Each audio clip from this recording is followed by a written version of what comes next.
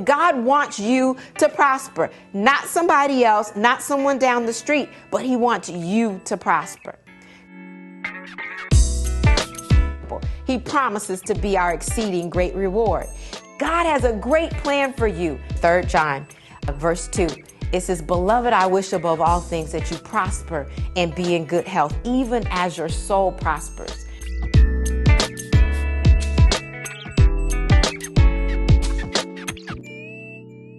Well, hello. It's Dr. Chonta Haynes again with Heart Truth Ministries.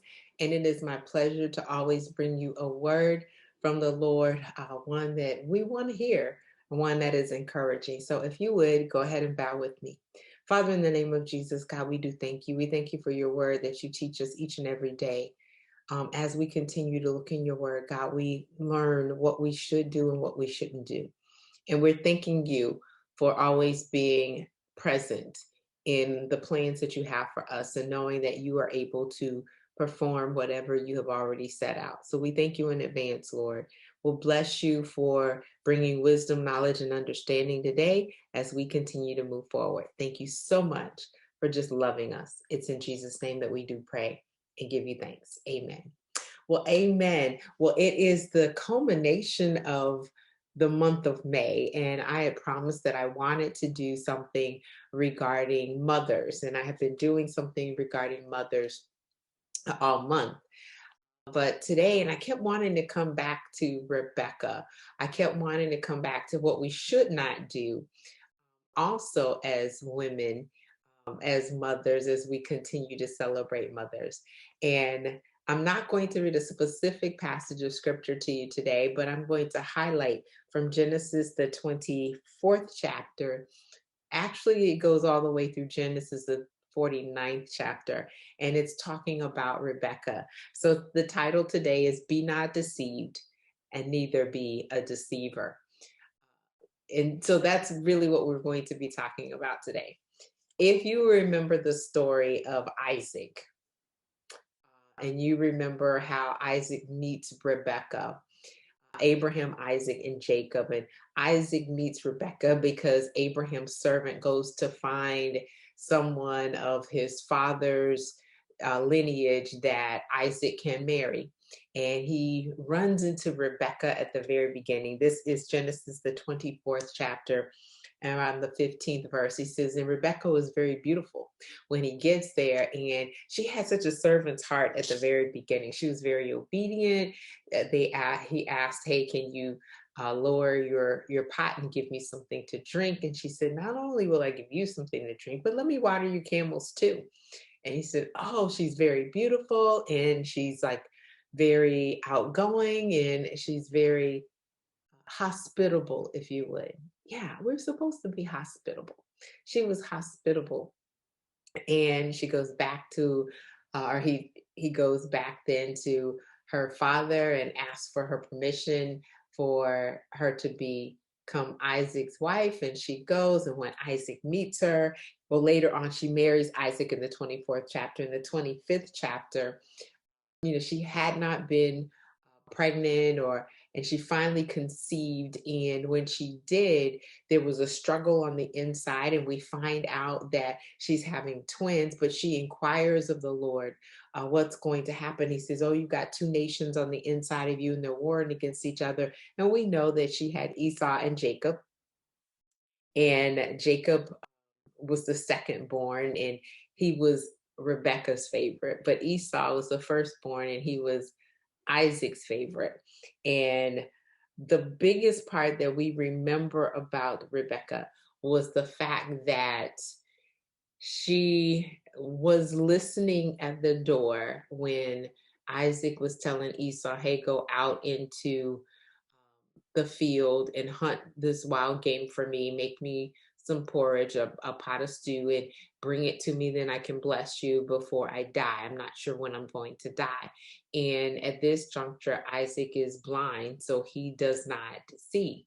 Now, there were some different things that happened along the way, because Isaac also told that Rebecca was his sister instead of his wife, because he thought that he was going to get in trouble. So she was kind of put to the side a little bit. There's some things that she had gone through or she had dealt with, but she did favor a child.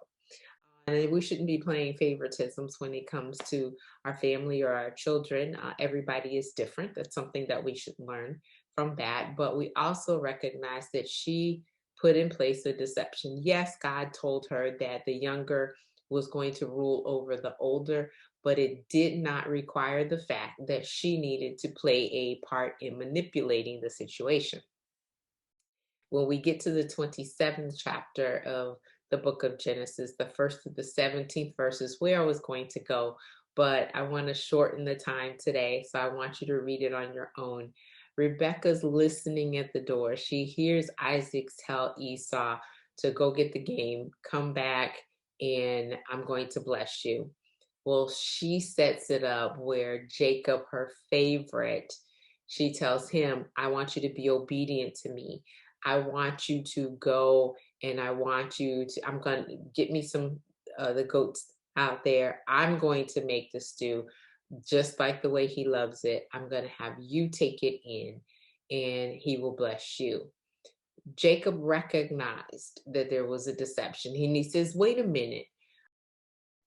He's going to know it's not me. I'm not hairy like my brother. He's going to recognize it's not me, my voice and all of this other things. And his mother, Rebecca, says to him,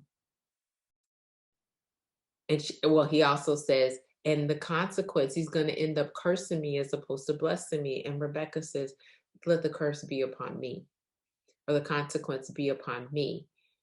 But do what I tell you to do. And they put hair on his hands and on his neck and he put on his clothes of his brother so that if his dad, which he did, draws him closer, he would really think it was Esau. And Isaac blessed him. Well, let's just look at a mother's love. Yeah, we can have a love for our children that supersedes, but there is some things that we should not do. God's plans are always going to work out. Hear that again. He that has begun a good work is able to perform it, to complete it. If someone has been deceptive to you, 1, you should not be deceptive. 2, you should not want the consequences of your deception because it will come to pass. Sowing and reaping is a principle. But 3, and this is where I want to stay, if someone has deceived you, God is able to restore your fortunes. It's shown in many passages. I just did the 126th Psalm. The fortunes will be returned to Zion. In many instances, 2 Kings, the 8th chapter with the Shunammite woman, when she comes back, God restores all. There are many passages, many times, that God reminds us that he is the ultimate vindicator. He is a righteous judge. He will restore and make wrong things right, and he is going to do that. He has got great plans for you, Jeremiah 29:11, and he knows his plans for you. We typically try to control and manipulate and to get things done our own way because we're looking out for our own best interests. But today, the word that comes, it says, don't try to do that any longer. Allow God to take control, and he will direct your path even better than you had ever imagined or dreamed of. You don't have to worry about someone else coming in to try to save the day. You don't have to worry about manipulating the situation. God is a restorer. He says, don't be deceived. He is not going to be mocked.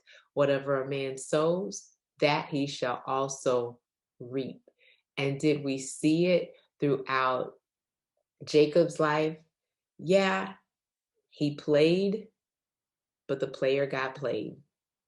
He allowed Rebecca to help him deceive his father, but then he goes to see Laban and he gets deceived and has to work for Rachel, not just 7 years. He gets tricked and gets Leah, and then he works 7 more years and gets Rachel, and then Rachel tries to take something from the household and all of that. Laban tries to take from Jacob, all the deception and how it is interwoven throughout the family. Because when we practice to deceive, it never amounts to much. So let's clean our hearts today. Let's ask God to show us where we might have been wrong. Let it pray for our sins to be forgiven and thrown into the sea of forgetfulness. And let's ask God now that if there is any deception in our hearts, that we allow it to be removed so that our health will be restored to us, that our joy will come back to us, that our mourning will be turned into dancing, and that our fortunes would be also returned, that our sorrows, the seeds that we planted, the tears that have been watered over the years will now be replaced. And God is just such a wonderful God. He is truly Jehovah Jireh. He sees before, he knows, and he recognizes that, yes, when we were young, we made some mistakes. Now that we're older and we're more mature and we know what the word says, let's not go down that path again. Be not deceived, and don't be a deceiver, but also neither be deceived. Let's bow. Father, we thank you that you know all things and we can't keep anything from you.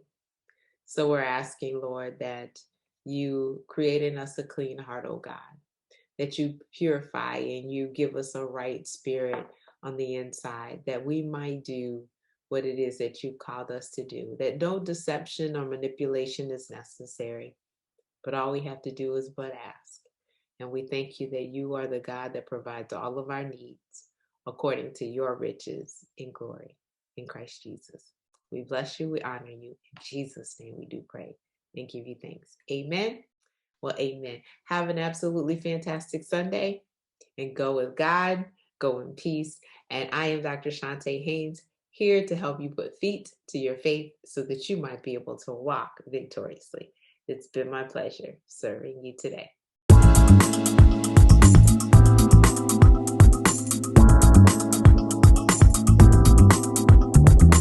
You can find us online at H2Truth.org. At Heart to Heart Truth Ministries, we're helping believers live an abundant life based on God's Word, standing on His promises, walking out His principles, sharing with God's people, serving as unto the Lord.